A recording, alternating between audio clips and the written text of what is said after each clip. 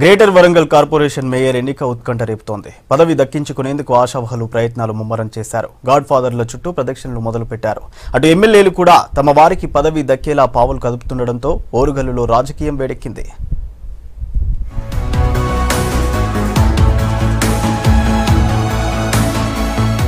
వరంగల్ మహానగర పాలక సంస్థ మేయర్ ఎంపికకు రంగం సిద్ధమైంది. మేయర్ ఎన్నికకు నోటిఫికేషన్ జారీ చేశారు రాష్ట్ర ఎన్నికల కమిషనర్ నాగిరెడ్డి.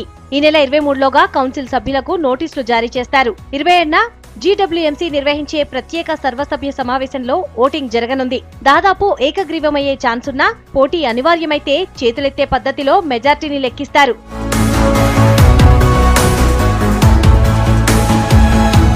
వరంగల్ గ్రేటర్ గా మారిన తర్వాత జరిగిన ఎన్నికల్లో టీఆర్ఎస్ కి పూర్తి మెజార్టీ వచ్చింది. మేయర్ గా నన్నపునేని నరేందర్, డిప్యూటీ మేయర్ గా కాజా సిరాజుద్దీన్ ఏకగ్రీవంగా ఎన్నికయ్యారు. అసెంబ్లీ ఎన్నికల్లో వరంగల్ ఈస్ట్ ఎమ్మెల్యేగా నరేందర్ ఎన్నిక కావడంతో మేయర్ పదవికి రాజీనామా చేశారు. దీంతో మేయర్ ఎన్నికకు నోటిఫికేషన్ జారీ చేసింది ఈసీ.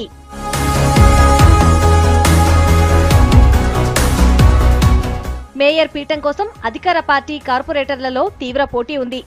ఓసీ వర్గాలకే పదవిస్తామని అధిష్టానం సంకేతాలు ఇవ్వడంతో లీడర్లు సీరియస్ గా దృష్టి సారించారు. టీఆర్ఎస్ వర్కింగ్ ప్రెసిడెంట్ కేటీఆర్ ను కలిశారు. ఇక ఈ ఎన్నికలో ఎమ్మెల్యేలు సూచించిన వాళ్లకే పదవి వస్తుందనే ప్రచారం జరుగుతుండటంతో వారి పాత్ర కీలకం కానుంది. ప్రస్తుతం మేయర్ రేసులో నాగమల్ల ఝాన్సీ లక్ష్మి, గుండా ప్రకాష్ ముందు వరుసలో ఉన్నారు. ఇన్ఛార్జ్ మేయర్ సిరాజుద్దీన్ కూడా ప్రయత్నం ముమ్మరం చేశారు. వీళ్లతో పాటు రంజిత్ రావు, నల్లా స్వరూపరాణి, ఆశ్రితారెడ్డి పోటీ పడుతున్నారు.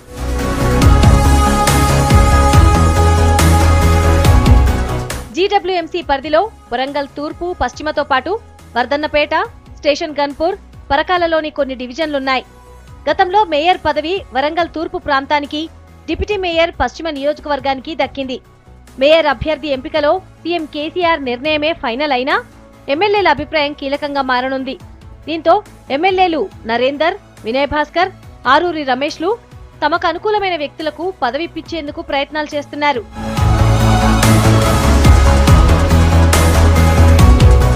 తమ ప్రాంతంలో మరో పొలిటికల్ పవర్ సెక్టార్ రావొద్దని ఆలోచిస్తున్న కొంతమంది నేతలు హసన్పర్తికి చెందిన ఝాన్సీ వైపు మొగ్గు చూపుతున్నారనే ప్రచారం జరుగుతోంది.